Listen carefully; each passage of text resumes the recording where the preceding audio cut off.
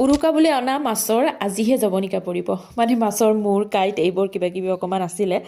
আজি ভাবিলোঁ মাছৰ মূৰ পানীলাওৰে বনাম আৰু এই যে পানীলাওটো বিনামূলীয়া পানীলাও ইয়াৰ কাৰণটো কি জানেনে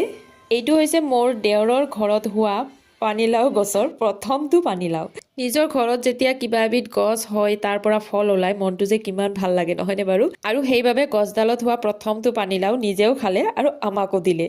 যিহেতুকে ভাজি থোৱা মাছৰ মূৰকেইটা আছিলেই সেইকাৰণে ভাবিলোঁ এই টুকুৰা পানীলাওৰে মাছৰ মূৰকেইটাকে খোৱা যাওক খাবলৈও সোৱাদ ভৰা হ'ব আৰু ভালো লাগিব পানীলাও টুকুৰা কাটি মেলি মই আগতে কেৰাহীত ভাজি কুকাৰত দি দিছিলোঁ সোনকালে হ'বৰ কাৰণে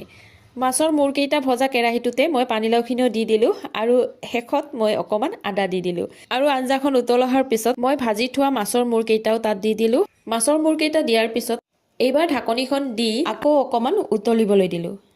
আৰু এনেদৰে খুব সহজতে মাছৰ মূৰেৰে পানীলাওৰ আঞ্জাখন মই বনালোঁ পাচলিৰ ভিতৰত মোৰ কাৰণে আটাইতকৈ প্ৰিয় পাচলি হৈছে পানীলাও